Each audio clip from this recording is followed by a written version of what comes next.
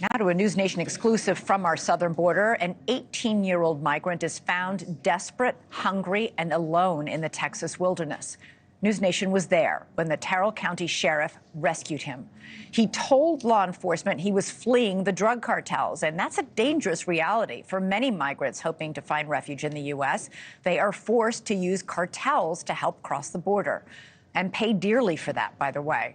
Hundreds of people die every year trying to make that trek. The UN's migration agency says it's the deadliest land route for migrants in the world.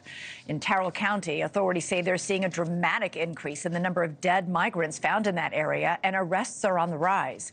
NewsNation's Allie Bradley was there for that emotional rescue.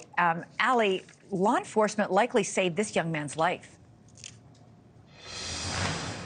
Yeah, Elizabeth, we came across this young man who was abandoned all alone in an area where no one would want to be left in this rough, remote terrain of Terrell County. The sheriff there telling me that they have recovered 37 bodies over the last 3 years of migrants trying to cross into the U.S. Brutal, unforgiving terrain in a remote area of the Texas border. That's where we found 18-year-old Hector, a Mexican national trying to escape the cartel.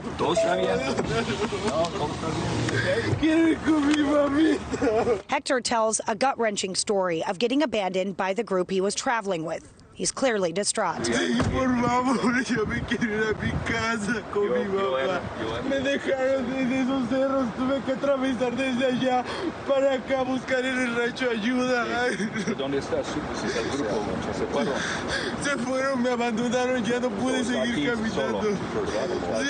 Hector was spotted when he signaled for help on a game camera in Terrell County, presenting his Mexican passport, prompting Sheriff Thaddeus Cleveland to jump into action.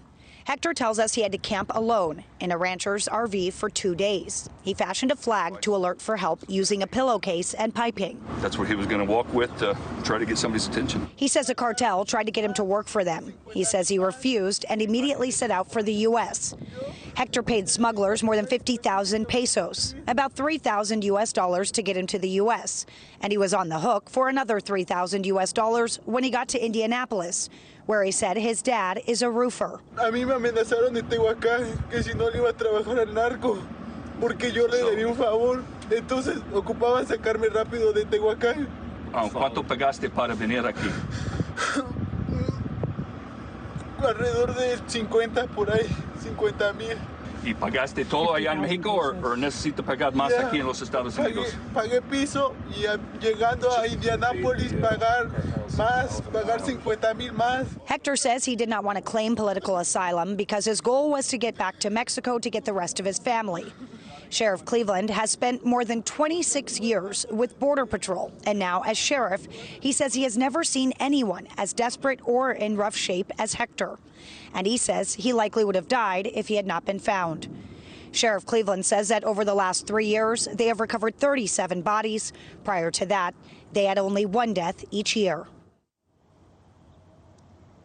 Now, Elizabeth, after we transported Hector, he was actually hospitalized with a muscular deterioration condition that Sheriff Cleveland said is pretty common out there. It happens when individuals overexert themselves, which is why Hector likely fell behind with that group.